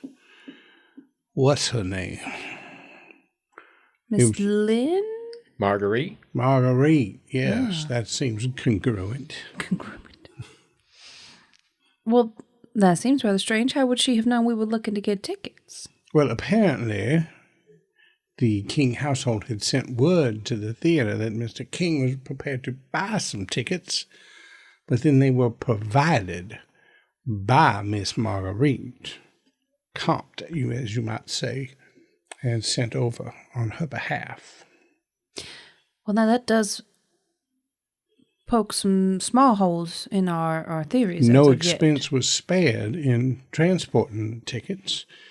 A gentleman about 6 foot tall, well apportioned and decked out, had arrived early this morning to deliver those tickets. After some amount of cajoling on my part, because he felt like he had some fiduciary or secret duty to the theater, but I was eventually able to extract the information from him before he went upon his way. Well done, Mr. Fontenot. It just seems strange. We had believed that Miss Marguerite is maybe tired or maybe not interested in Mr. King, but if she's sending complimentary tickets to the show... Well, we had also surmised that maybe she was doing the slow burn, in which case keeping Mr. King strung along would satisfy that. But in any event, they was all, at this point, theories we were basing on scant evidence that we would have to support with additional evidence. So we shall see where it goes. Have you already collected the tickets from Mr. King? I have not. Would you like for me to go collect them? I think that would be best. I was avoiding the door as it may have been opened by the maid. Well, I will go over to the house and knock with the knocker. The footman opens the door. And looks Mr. at you Preston. expectantly. Miss Annabelle, Miss Crossley. I've come to see about some tickets to the show that Mr. King was going to try to acquire for us. Yes, Mr. King is very excited. Miss Lynn has asked him to stop by her dressing room before the show, and he hands you a couple of tickets. Oh, well, very good for Mr. King, I suppose. Will he be sitting with us? Are these, numbered tickets, or is it open seating types? Just to be sure that my gentleman friend here don't show. I'm sorry, but he'll be in his box. These are General admission. Yes, Certainly, I do understand. Well, do give Mr. King our best and let him know we are on the case and making good headway, and we hope to have some answers for him quite soon. While she is walking up there, I'm going to excuse myself from the gentleman, and I'll be right back, y'all. I got to go to the loo, and I'm going to walk back into the woods a little bit, but deliberately passing over the crime scene from earlier. And with my newfound knowledge, I'm going to try to see if the blood looks like the amount of blood you'd expect from somebody getting shanked in the neck. Yeah, and there are two sort of blood pools, a little bit fainter now. It's been almost 3 days here, and but you can tell that there was a lot of blood. Okay. It matches up based off your general knowledge of what you'd expect. Then I'll do my business in return. I'm going to congratulate Fontenot on handling that theater agent well. That sounds like he took the lessons of the other day to heart in interrogation and did a good job. The gentleman, though obviously intimidated to just the right point, never at one point shed a tear. I was quite satisfied with the way I comported myself during the whole encounter. Well, it sounds like you got some important information, so well done. And you'll have tickets to the show tonight. Which I am very excited about. I'll return back. All right, gentlemen. Tickets. Is she holding 2 tickets? She has 4 tickets. Okay. It was something that was said earlier. I thought there'd be only 2, and we were going to have a draw straws here. All right. Well, we've got some time on our hands before the show starts. Down to the depots. We'll To the depots? Mr. King be attending the show with us this evening? He will. Apparently, Miss Lynn has invited him to her dressing room prior to the show, and he will be attending in his own box. We will be sitting in general admission. So. Y'all reckon we might want to somehow find our way maybe adjacent to a door that he might be behind? Because we have had our suspicions about this little lady, and if we're being hired to protect him... Oh, you're talking about at the theater? At the theater. I thought we were going up to the house and trying to figure out which door he was behind. I think you're right, and we should get there a little early so that we can see how the comings and goings proceed as he visits her in the dressing room. We can still stop by the depot first, but... Oh, we have hours before the showing. Swifty, cover your ears, darling. You're not going to like what I'm about to say. But we might be able to tell him that down at the depot today we found some very disturbing evidence, meaning he needs constant supervision by a warden. Oh, you just want to lie? That's fine. Okay. I wasn't sure how you'd feel about it, Swifty. You're such an upstanding No, gentleman. I've read this part of the book. It is absolutely permitted for a warden to lie, provided the appropriate paperwork is filled out. Just saying, Right. if we find some kind of evidence that would suggest he needs constant. That is a ruse that just may be of benefit. But with this level of lying here, we may need to go find ourselves a notary Republican. Fortunately, Swifty knows several notary Republicans and one notary Democrat. Not one. Yeah, it's totally fine. I mean, so the options are we find something and we can present that as evidence, which is fine. Because I don't think he can be alone with this lady. Or two, we don't find evidence, but we say we did. And then we make sure he's not alone with this lady. Perfect. Wonderful. So let's head down to depot and see if we find some actual evidence, and if not, something enough to which to falsify it. I mean, exaggerate. So, grain The depot? truth is like a willow. You can bend it. Just don't break it. Exactly. All right. So it was the grain depot that we need to go to. Is that correct? Yes. Mm-hmm. You all walk from the French Quarter, from King Manor, down to the Docks District again, where you go up by the riverside, and there are lots of old and sort of rundown buildings over here. And when you get to the construction sites where the depots are located, they begin on an empty lot, and they spread eastward along the river toward a group of abandoned depots. There seems to be a new building that's being erected here on the bank of the Mississippi, where ships and barges from upstream might check in. There are a number of sort of tents set up outside the construction site, and you see one man standing there as a number of what appears to be construction workers actually are vacating the site early in the morning. They appear to be leaving as if their work for the day is done. Well, that seems odd, doesn't it? That they'd be leaving so soon. Maybe they're the night shift? Yeah, I was going to say, is there another shift coming on? Nope, you just see him leaving. But there is a foreman-looking individual. Mm-hmm. And he, as you guys get a little bit closer, he's looking pretty upset. So Swifty will approach, give his crispest warden salute, and say, "Warden's here to investigate. Something going on?"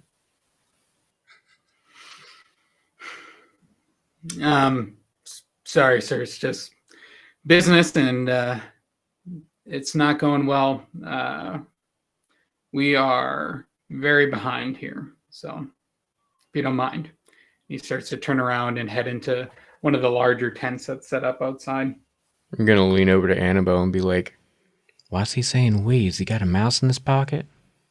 Well, I'm more concerned about how he's going to say he's behind, but he's sending all the workers home. That's what I'm saying.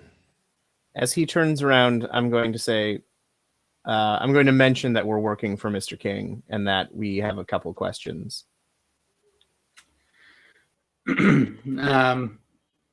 Yes, Warden. How can I help you?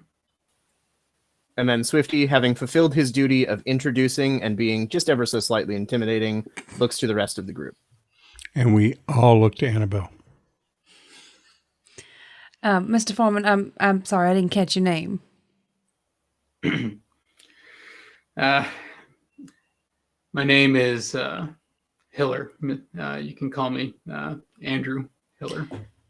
Andrew, I'm Annabelle Crossley. So, just a point of clarification before we get into the questions. You said you're behind, yet your workers seem to be going home for the day. Is something preventing them from working, and that's what's causing you to fall behind? Or just it seems a little odd. Yeah, unfortunately, we're sort of waiting on one person here. Points over at the depots that are still standing. There's one that seems to have been recently demolished over there, but he points to the ones that are still standing. He says our demo or our demo tech hasn't showed up for work. Third day in a row. We have been waiting a little bit. Decided to start on the frame over here in the meantime, but he still hasn't shown up. So we need to find somebody else to do the job so that we can keep up with the work. If we can't tear these down, we can't finish building out the site. And who is your demolition tech? Nash. Nash. Abner Nash. Has he been accounted for? Is he just not coming to work, or is he? I mean, I'm not too surprised. He's not here. He's done this before. He's, prone to the drink. Missed out on a couple of jobs here and there. When you say this happened before, we're talking, like a couple months ago, a couple weeks ago. I mean, how frequent is he missing work? It just seems like a poor choice of employment if he can't make it here. Yeah, unfortunately, just aren't a lot of other people in his line of work who can do what he does. Yeah, he's been with us for a few years, and every so often, every few months, it's not like clockwork or anything, but he'll just be gone for a day or two, and usually comes back. This is a longer one. Well, back to the matter at hand. So we've been sent by Mr. King to look into person or persons who may be interfering with his day-to-day activities. Have you seen any strange activities on the premises? Not much activity going on since we can't get any work done, I'll be honest. But does that include the missing people? Well, that happened before us, but yeah, we did have the weird moment where Mr. King stopped by after coming to visit the site, and just as we were all packing up for the day, and our workers weren't too happy anyway with all the oversight, but it was already dark, wanted to go home to our families, and anyway, Mr. King had his first incident. He claimed somebody was following him after leaving the site. Did anybody else here happen to notice anybody following Mr. King? Was there any corroboration of his story? Yeah, none of us saw it. To be honest, we just, Mr. King comes and he yells until he's out of breath, and then leaves, and I get to deal with unhappy workers. Certainly. Swifty, did you have a question, dear? Yes. Was Nash ever Employee of the Month? Yeah, not once. Don't really think that's on his radar. Was he Worst Employee of the Month? Yeah, surprisingly. Consecutively. Does he have a personnel file we could look at? Maybe not a personnel file, but I do have a roster of workers here, and pulls out a piece of paper, and Along with a roster of workers, it also has, list of the, there's like folders filled with blueprints, manifests of supplies and resources as well. Certainly. Hands you the Swifty just wants a picture of Nash. Gotcha. Yeah, I don't have a picture of him, but you'd recognize him pretty easily. It's like his face is sort of stuck in a frown, if you know what I mean. He's a pretty tall and lanky fella, sticks out of the crowd pretty easy. Speaking of families, Mr. Hiller, you wouldn't happen to be married, would you? Not anymore. Why are you asking? I was just curious. Got any kids? No. No. We were trying, but Any nephews, maybe? Or maybe did you have any nephews or kids? No? No. Why do you ask? I had a niece. Just I've heard your name before, and I was just curious. Yes, one, here it is, 12-year-old child, Byron Hiller. Is that any relation to you, sir? Should I reuse the name? They're spelled different. No, I'm sorry. I'm looking closer. Mine says Hella, and yours is Hiller. I was confused for a second. I'm sorry, John. I was right there with you. I was like, what is he talking about? He's dangling this great clue in front of us. I was waiting for an opportunity to get in. I thought, okay, go, John. I'm like, where's John going? But okay. So I thought it was just one of those Johnisms where it's just nobody can keep up. It's a common name. It's like Smith or Jones in these parts. Well, the truth is, I've got a poster above me, and when I run out of names, I use the names of actors on the poster. Nice. That's brilliant. So clearly, that's what I did for inspiration for Byron Hiller. It's just spelled differently. That's all. Andrew, secondary line of questioning here. We're going to move on to something else.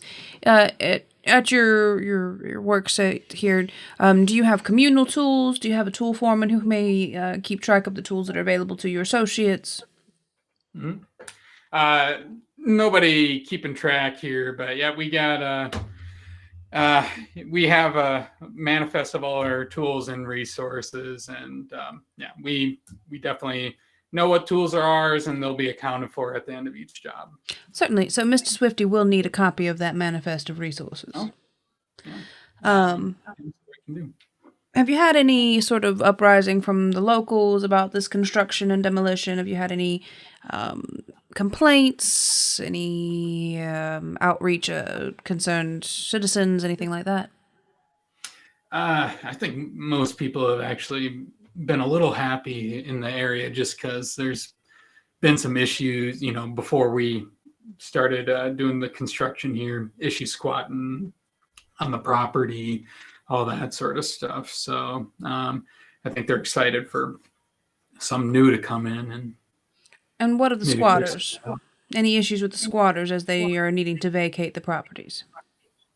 We did have some squatters in one of them, but I think I think they must have cleared out last time I checked. And he points at so there's a demolished depot, and then next door to it there's a few other depots, but the one closest to the demolished depot, he said we had issue with some squatters in there. But yeah, they were cleared out, and Abner was supposed to be setting up the building to be demolished next, and just haven't seen him since. When were the squatters cleared out of that building? Oh, that would have been a little over a week ago. Around the time that we had that issue with Mr. King. But I'm telling you, there's nobody in that building at that time. And who was the one who had the squatters removed? Who went in and actually removed them from the building? Well, they cleared out pretty much on their own, but Abner is the one who made sure that the building was all clear. Wonderful. Gentlemen, did y'all have any other questions? Just do the names Byron Heller, Wendy Castle, or Jean-Pierre Brisset mean anything to you? I've heard of I heard of what happened there, and I'm sad to hear it. But yeah, that was before our site went up. I know it was in the area. I think that's part of why people are just happy we're coming in. So, to your knowledge, they were already listed as missing before the demolition of this first depot occurred. Yeah, that's correct. Probably over the last few months or so, if I recall. I see. Do you believe they were squatters, the kind that was removed from the other premises, or were these? They weren't squatters. No, I know they're from the area, and they just happen to be caught out at the wrong time. It sounds like, sounds like they all went missing in the evening or night, and again in this area, but I didn't hear anything about them here at the depots in particular. I see. And does your work ever keep you here into the night, or are you finished with your daily activities on the normal basis before the sun sets? Into the evening. I mean, we're not stickler for rules or anything, but sun goes down, that's a liability. If anybody's out working a little late, it's usually Abner. And I think he just likes to work a little bit then because there's not so much supervision. You can maybe sneak a drink on the job. I understand. Well, it'd be very nice to talk to this Mr. Nash, but I imagine you feel the same way. Yeah. Yeah. Do you have an address for him? Yes, I do. It's actually right here on our list of employees. All right, we'll take that along with the manifest for tools. Yeah. That's all the questions I had for this gentleman, unless anybody else had any further pressing questions. Well, Mr. Andrew, do keep yourself available to us. We may come back with more questions as need fits. We will need access to your work site for the day. Since you seem to be going home anyways, I don't see that being a problem. I'll be on site, but have at it. Well, we appreciate your cooperation. If we have any other questions, we will be sure to let you know. Yeah. I know we're coming up to time here, but what would you like to check out first here on the site?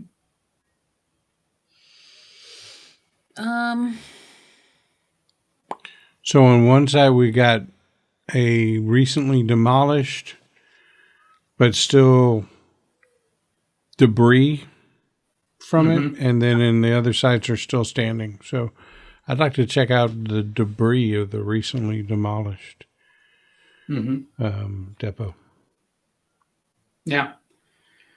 So you walk on over to the recently demolished depot, and all these are very large buildings with rusted and torn aluminum siding sort of left over from the old world.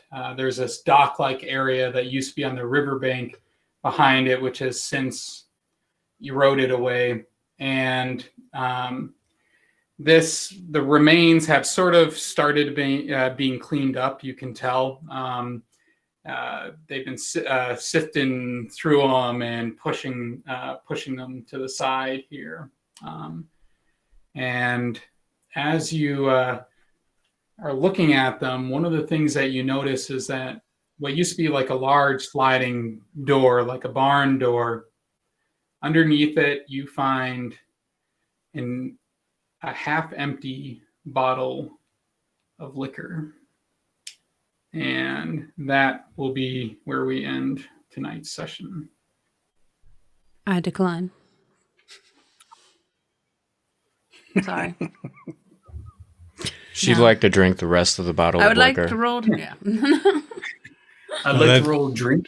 That is a great spot because the barn door and the bottle of liquor just like threw 3-4 questions into my head. And I'm like, and that's where we'll stop. It was the intellectual cliffhanger that got me. That was a lot of fun. It was. I had a good time. I'm enjoying it. That damn Theodore Philip Gooseberry the Third. There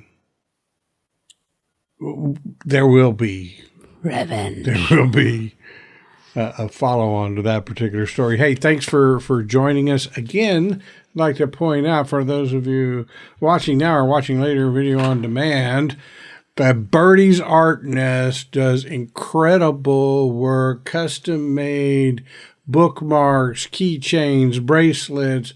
They're wonderful. The link is in the chat. You ought to go check them out and order you some of that stuff. They're great stocking stuffers. So do that. One question, maybe 2 parts for Asa and Alex. Really enjoying Backwater. Looking forward to Back Roads.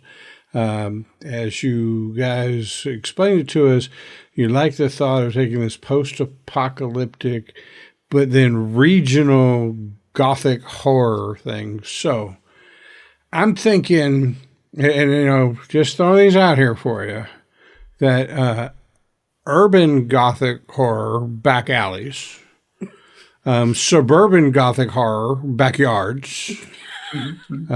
Just, toss those around. Spitballing. Let them marinate. See how they flow. Books 3, 4, 5, Yeah. Then there's the back 9, and back rooms, and the back street, and all them boys. You gotta work that in. We have spent way too much time. You guys have already been down this road. I thought I was being clever, and this is like, no. I did not think of backyards. I don't think either of us. That's the one. The singular one. I like that one. They'll get it all written up. It'll just take a little while. It's going to be May, at least. I think For there's the going to back street and boys. It's gonna be me. We got to figure out what the name of the pet expansion is. That might be backyards. That's not bad. Yeah, that has to be backyard. That's pretty good.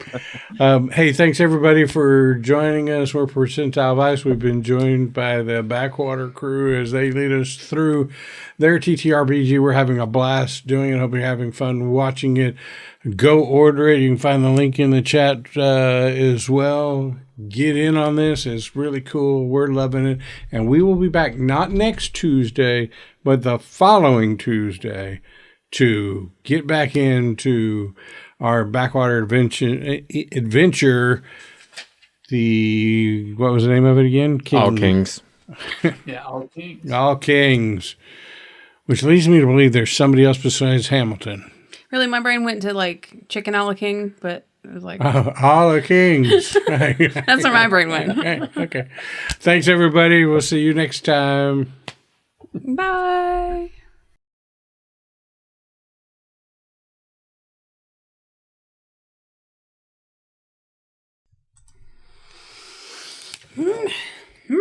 That fucking guy. You got fucking owned by a child. I love Asa for that. I love him for Asa that. is fucking brilliant.